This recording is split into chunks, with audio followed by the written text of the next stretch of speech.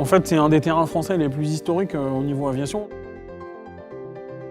Avant la guerre de 14, il y avait 2 entreprises qui travaillaient ici pour l'aéronautique, 2 écoles de pilotage. Dès 1911-12, on a battu des records de vitesse et d'altitude avec des avions ici à Compiègne. Le Georges Guilmer, qui est la figure compiègnoise bien connue, a fait son baptême de l'air d'ailleurs ici en 1912. Notre association s'appelle le Cercle des Machines Volantes.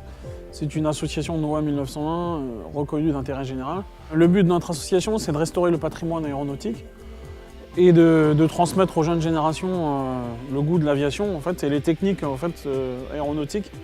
Et on est spécialisé dans l'aviation conçue avant 1940. On a eu la chance de pouvoir louer ce hangar à l'Arc.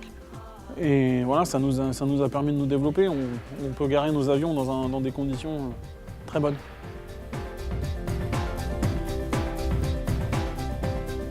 L'aviation est née en France. Jusqu'en 1940, en fait, on était la référence mondiale en fait, de l'aviation. Les avions qu'on a ici, par exemple, sont les premiers à avoir utilisé certaines technologies, comme les trains d'atterrisseurs Messier, qui aujourd'hui est encore leader mondial. La 380 aujourd'hui a la même technologie qu'à l'époque. On reçoit régulièrement des stagiaires ici à l'association, des ingénieurs par exemple dans l'aéronautique. On a aussi des stagiaires qui apprennent le métier de mécanicien aéronautique. Et on a aussi un partenariat avec l'Université de Compiègne, l'UTC.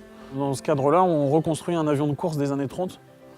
Et on a aussi des partenariats avec le lycée Mireille Grenet qu'on est en train de monter pour nous aider à fabriquer des pièces qui nous servent à restaurer nos avions. On aime l'idée que ces avions sont encore vivants, ils sont en état de vol et ils volent peu, mais ils volent. Tous les mois de juin, en fait, on organise un meeting aérien, dont l'Arc est partenaire, bien sûr, du meeting. Et comme projet à plus long terme, en fait, on espère créer un musée en fait, vivant. On pourra avoir des ateliers visitables et du coup, le public pourra assister à toute la phase de restauration, dans le respect de la tradition, mais avec des technologies ultra modernes, et en plus de présenter ces avions en état de vol.